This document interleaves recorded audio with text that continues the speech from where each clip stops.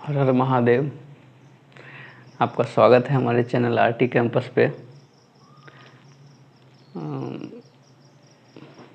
सबका आदर कीजिए, आज का यही ज्ञान है। बड़ों का तो कीजिए ही, छोटे का भी कीजिए। सबको एक समान देखिए, सब में भगवान को देखिए। हम तो सब में महादेव को देखते हैं, सब में, आप में भी, हम अपने में भी, सब में महादेव हैं। कुर्सी, टेबल, आकाश, जमीन, सब में। आज जो है ना, हम लोग नया चैप्टर को शुरू करते हैं।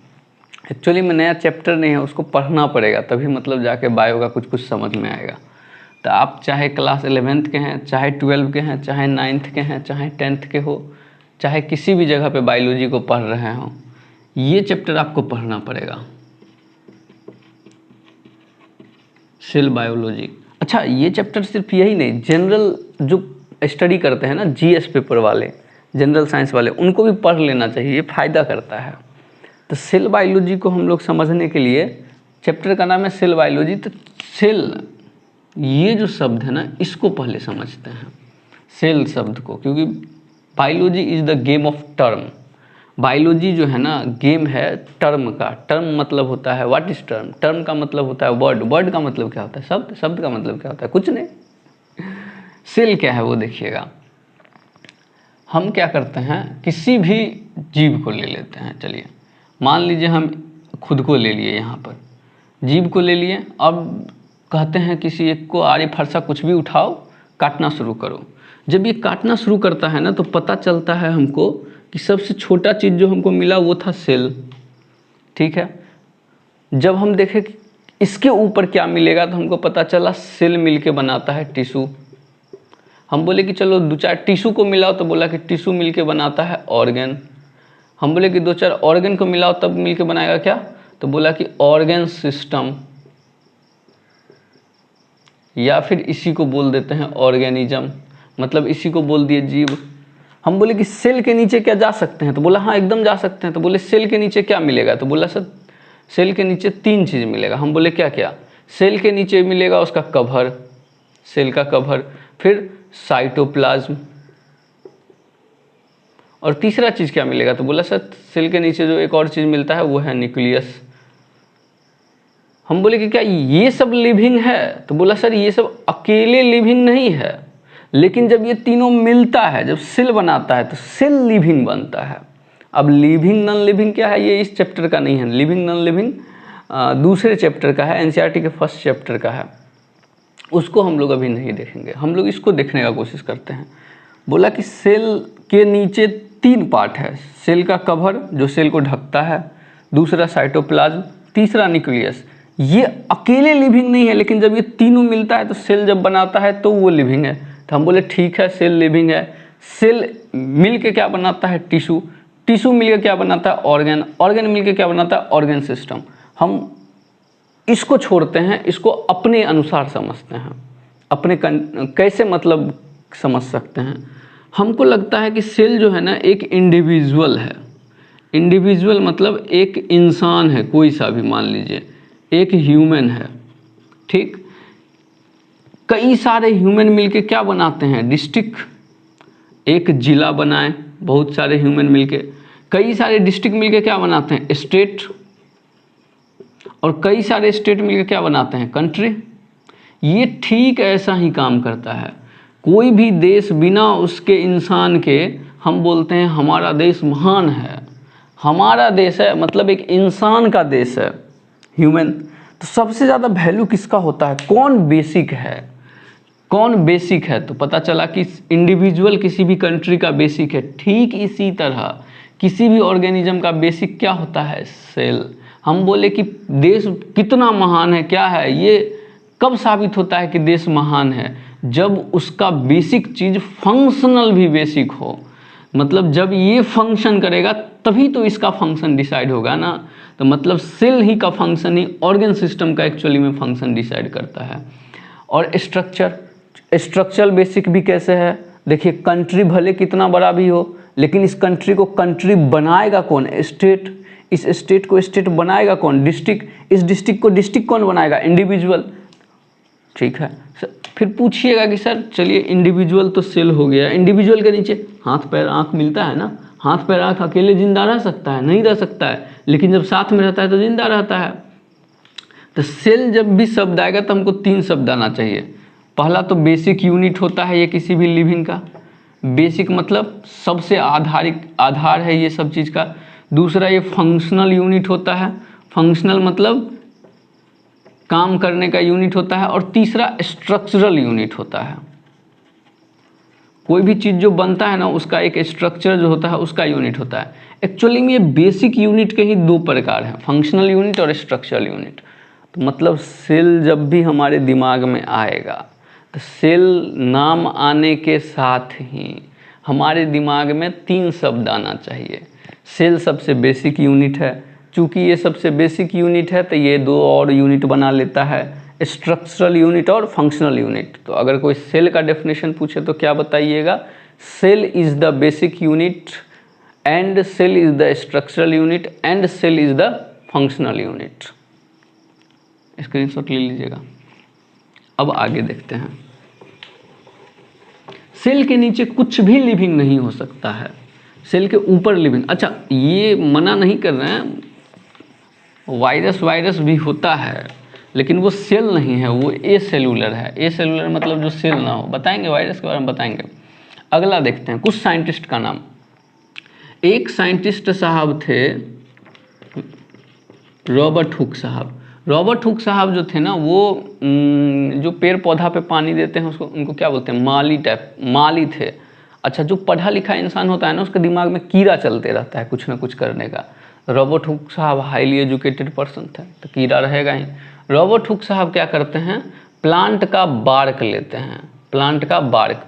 प्लांट जो है पौधा, उसका जो तना होता है, तना, वो जो सर नहीं रहा होता है एक्चुअली में, जो तना छोड़ता है उसको बार्क कहते हैं। प्लांट का बार्क लिए और माइक्रोस्कोप पर लेग गए। जब माइक्रोस्कोप पर लेग गए तो उनको कुछ ऐसा दिखा।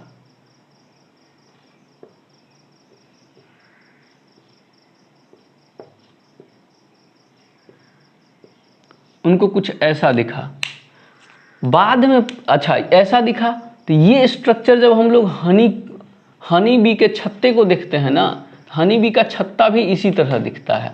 तो वो बोले कि प्लांट का बार्क जो होता है, जिसको हम लोग कॉर्क भी कहते हैं, कॉर्क जो होता है या बार्क जो होता है, वो हनी कॉम्ब लाइक स्ट्रक्चर था। हनी कॉम्ब लाइक, कॉम्ब मतलब कंघी नहीं, यहाँ पर कॉम्ब का मतलब है मधुमक्खी के छत्ते का जैसा स्ट्रक्चर था। ये क्या था एक्चुअली में? बाद में पता चला ये था सेल वॉल। ये क्या था? Cell wall. और हम कुछ समय बाद बताएंगे कि सेल वॉल होता है डेड। कैसा होता है? डेड। डेड मतलब मरा हुआ। तो मतलब अगर पूछा जाए कि फर्स्ट सेल कौन डिस्कवर किया? Robert Hooke. वो जो सेल डिस्कवर किए थे वो डेड था या लिविंग? डेड था। डेड में भी कौन सा भाग था? सेल वॉल का भाग था। किसकी तरह दिखता था? हनी कॉम्ब लाइक स्ट्रक्चर दिखता था। इनके बाद एक साइंटिस्ट का नाम आता है अंटन वॉन लीवनहुक। स्पेलिंग देख लीजिएगा, LEU है या LEW है ये पता नहीं आ रहा है। अंटन वॉन लीवनहुक। अंटन वॉन लीवनहुक क्या करते हैं? मड लेते हैं। ये कपड़ा के व्यापारी थे, डाई बेचा करते थे। डाई मतलब होता है कलर। मड लिए, उसको माइक्रोस्कोप पे डाले। जब मड को माइक्रोस्कोप पे डाले ना तो कुछ छोटा छोटा चीज़ हिलता हुआ नजर आया। अब ज़रा सोच के देखिए, हिल कौन सकता है? अपने जगह से एक जगह से दूसरी जगह कौन जा सकता है? प्लांट या एनिमल? एनिमल जा सकता है क्योंकि प्लांट तो घूम नहीं सकता है। अगर प्लांट के पास लोकोमोशन होता है, if plant have locomotion then plant have more species diversity than animal have. क्या कह दिए वो समझिए।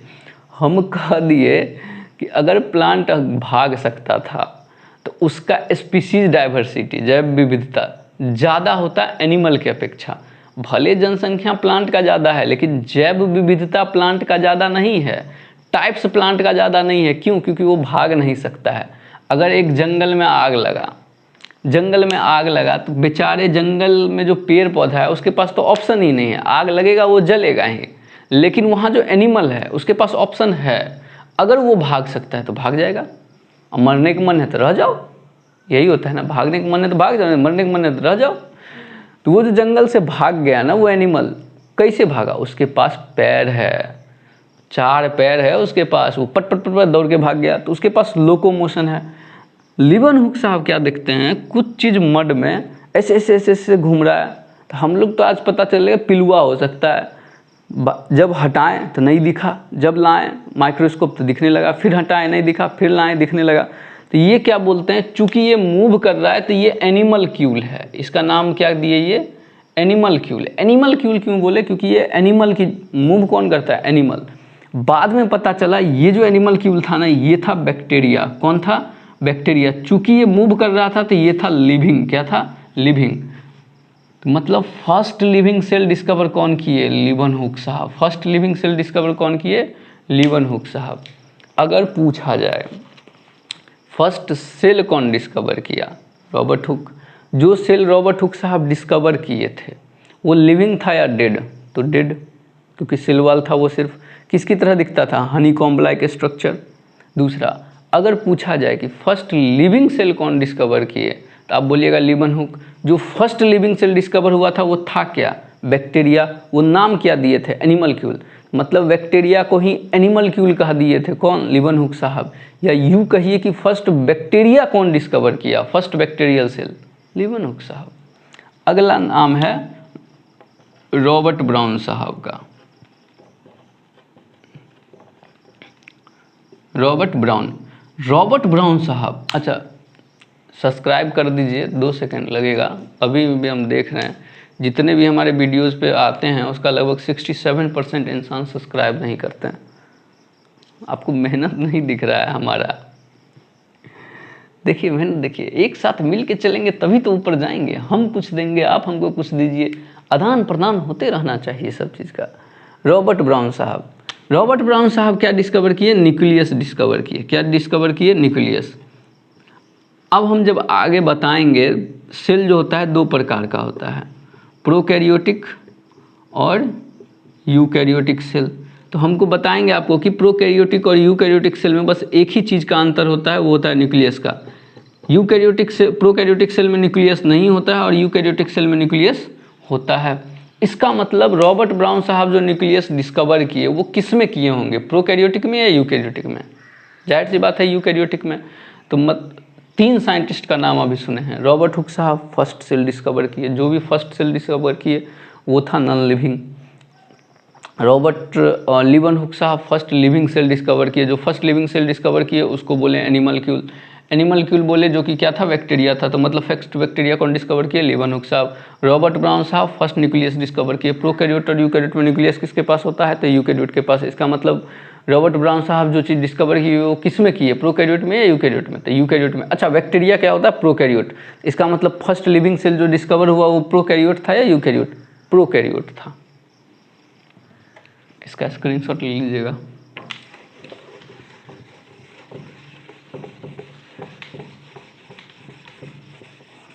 आगे देखते हैं, देखिए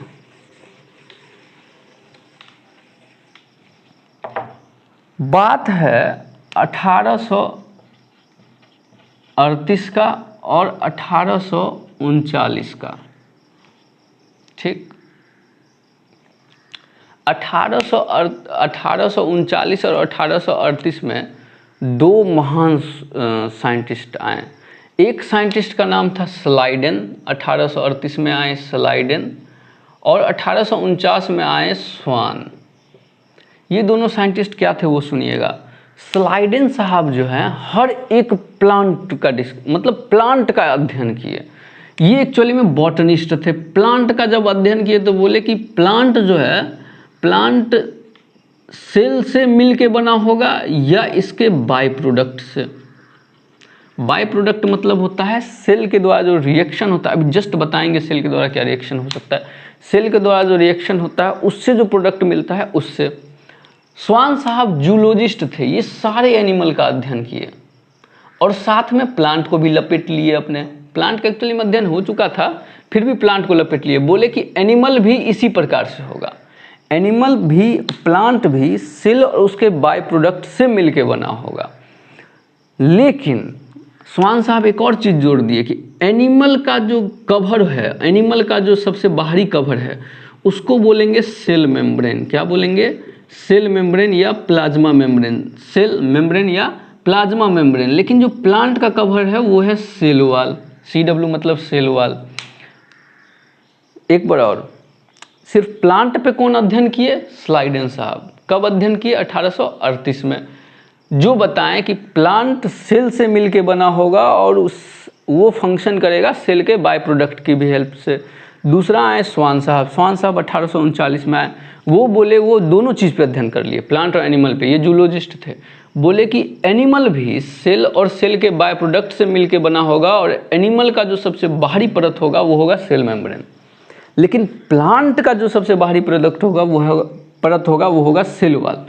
तो ये दोनों मिलके क्या किए? एक चीज़ दे दिए जिसको बोलते हैं सेल थ्योरी। क्या बोल दिए? Cell theory. तो सेल थ्योरी का सबसे पहला पॉइंट यही हुआ। सेल थ्योरी का सबसे पहला पॉइंट ये हुआ कि कोई भी लिविंग ऑर्गेनिज्म सेल और उसके बाय प्रोडक्ट से मिलके बनता है। कोई भी लिविंग ऑर्गेनिज्म किससे मिलता है? सेल और उसके बाय प्रोडक्ट से। दूसरा पॉइंट ये होता है कि प्लांट के केस में उसका एक यूनिक कवर होता है जिसको बोलते हैं सेल वॉल। एक बार और, सेल थ्योरी के दो मेन पॉइंट। सेल थ्योरी के कितने मेन पॉइंट? दो मेन पॉइंट। पहला मेन पॉइंट ये बोलता है कि कोई भी लिविंग सेल और उसके बाय प्रोडक्ट से मिलके बनेगा, और प्लांट के केस में उसके पास एक यूनिक कवर मिलता है जिसको बोलते हैं सेल वॉल। ठीक है, हम इनसे पूछने चले गए कि भाई साहब हमको ये बताइए, आप ये तो बता रहे हैं कि सेल ये बना है, वो बना है, ये है, भाई साहब फर्स्ट सेल कैसे बना? पहला सेल कैसे बना इस धरती का? तो ये बोले हमको नहीं पता। तो पहला सेल कैसे बना ये पता इनको नहीं चला। तब इनके बाद एक साइंटिस्ट 1855 में आए और वो साइंटिस्ट थे रुडोल्फ विर्चॉ। रुडोल्फ विर्चॉ ये एक थ्योरी दिए जिसको बोलते हैं cell lineage theory. Cell lineage theory. Cell lineage theory के हिसाब से होता है ओमनिस सेलुला ई सेलुला। ओमनिस सेलुला ई सेलुला, इसका मतलब होता है कि नया सेल हमेशा अपने पीछे वाले सेल के डिवीजन से बनेगा। नया सेल हमेशा अपने पीछे वाले सेल के डिवीजन से बनेगा। मतलब new cell arises from the pre existing cell by the cell division process. Cell division क्या होता है ये सब पढ़ाया जाएगा। 1855 में, ये 1838, ये 1839, ये 1855। 1855 में रुडोल्फ विर्चॉ साहब आए। रुडोल्फ विर्चॉ साहब एक थ्योरी दिए जिसको बोलते हैं cell lineage theory. Cell lineage theory में वो क्या बोलते हैं? ओमनिस सेलुला ई सेलुला, जिसका मतलब होता है कि new cell arises from the pre existing cell by the process of division. हम क्या किए? हम बोले तो रुडोल्फ विर्चॉ साहब क्या किए? इस थ्योरी को और इस थ्योरी को दोनों को मिला के बोलते हैं मॉडर्न सेल थ्योरी। क्या बोलते हैं? Modern cell theory. एक बार और, इस थ्योरी को और उस थ्योरी को दोनों को मिला के क्या बोलते हैं? Modern cell theory. मतलब सेल थ्योरी में तो दो साइंटिस्ट हैं, स्लाइडेन और स्वान, लेकिन मॉडर्न सेल थ्योरी में अपने के पास तीन साइंटिस्ट हैं, स्लाइडेन, स्वान और रुडोल्फ विर्चॉ। एक बार और, सेल थ्योरी में कितने साइंटिस्ट हैं? दो, स्लाइडेन और स्वान, लेकिन मॉडर्न सेल थ्योरी में कितने हैं? तीन। रुडोल्फ विर्चॉ साहब एक ऐड हो गए। मॉडर्न सेल थ्योरी के हिसाब से भी सब कुछ वही है। हर एक लिविंग ऑर्गेनिज्म सेल और उसके बाय प्रोडक्ट से मिलके बनेगा। दूसरा पॉइंट क्या कहता है कि प्लांट के पास एक यूनिक कवर होगा जिसको बोलेंगे सेल वॉल। तीसरा क्या कहता है? ओमनिस सेलुला ई सेलुला, इसका मतलब होता है हर एक नया सेल प्री एग्जिस्टिंग सेल के डिवीजन से बनेगा और जो नया सेल बनेगा उसको डॉटर सेल बोलेंगे। ठीक है,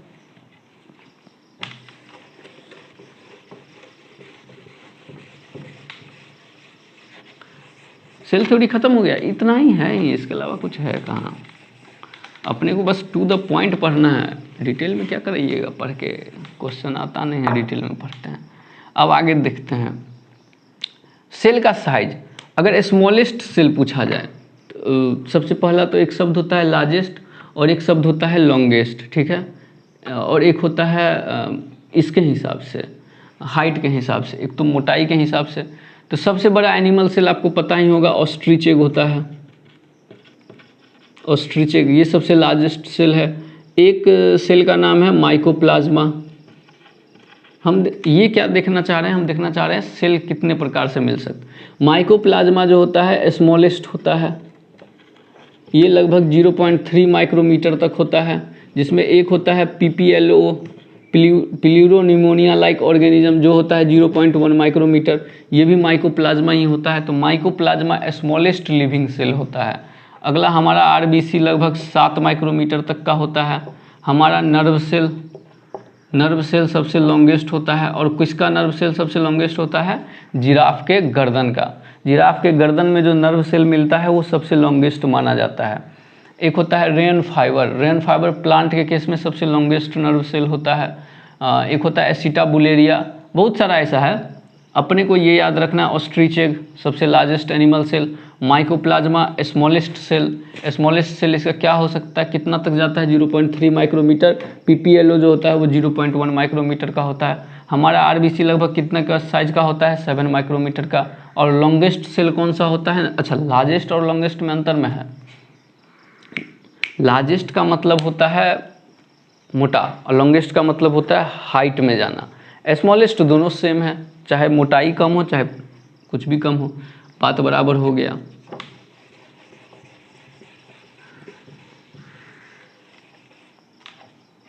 अब देखें, अभी जस्ट हम पढ़ाए हैं कुछ, प्लांट के पास एक यूनिक चीज़ मिलेगा।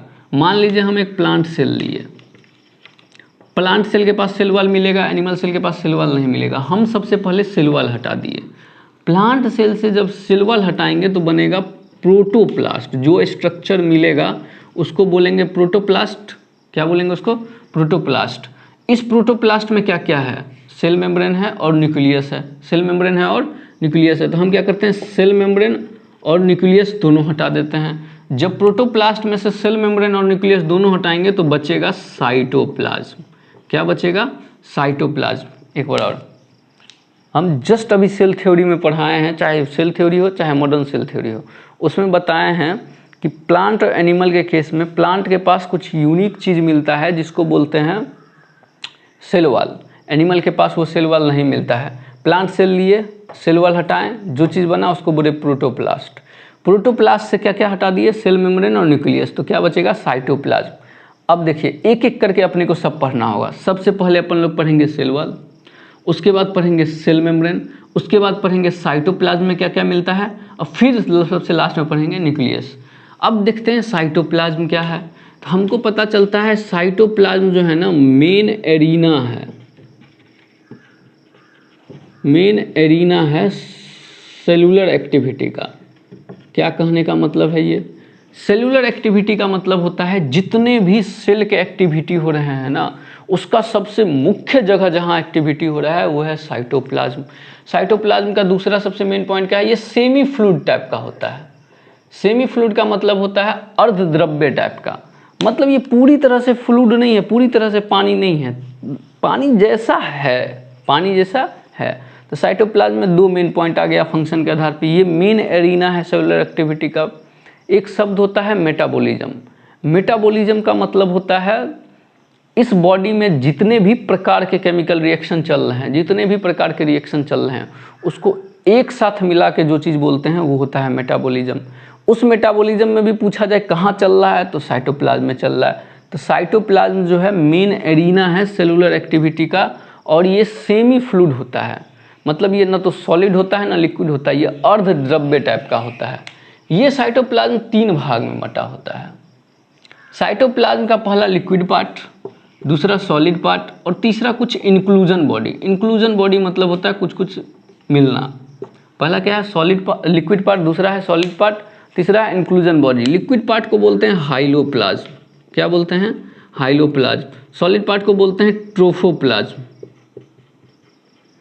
और इंक्लूजन बॉडी में स्टार्च ग्रेन्यूल आ जाता है, लिपिड ग्रेन्यूल आ जाता है, मतलब यहाँ ग्रेन्यूल्स मिलता है। इंक्लूजन बॉडी में क्या मिलता है? ग्रेन्यूल्स। हम एक ओवरव्यू दे रहे हैं, पढ़ना क्या क्या है। अपने को सबसे पहले सेल वॉल पढ़ना है, फिर सेल मेम्ब्रेन पढ़ना है, और फिर हमको सॉलिड पार्ट पढ़ना है। बोलेगा सर सॉलिड पार्ट में क्या मिलता है? सॉलिड पार्ट में मिलता है हमारा सेल ऑर्गेनल। क्या मिलता है? सेल ऑर्गेनल, कोशिका अंग। सेल ऑर्गेनल में क्या मिलेगा? Mitochondria, chloroplast, ER, Golgi body, vacuole, ribosome, और क्या मिल सकता है अपने पास? लाइसोसोम, और क्या मिलेगा, न्यूक्लियस खुद एक प्रकार का। चलिए जो मिलतेगा पढ़ते चलेंगे। तो मतलब अपने को ये सब चीज़ पढ़ना है। तो हम एक ओवरव्यू दे रहे हैं सेल बायोलॉजी का कि ये सब चीज़ अपने को पढ़ना है, ठीक है।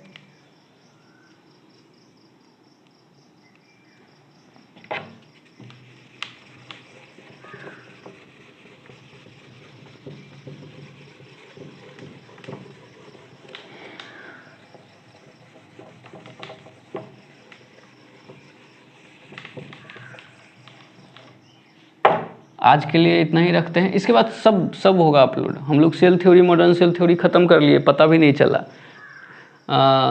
आज के लिए इतना ही रखते हैं, अपन लोग अगले क्लास में पढ़ेंगे। आप लोग लाइक, शेयर और सब्सक्राइब ज़रूर करिए, सब्सक्राइब तो ज़रूर करिए।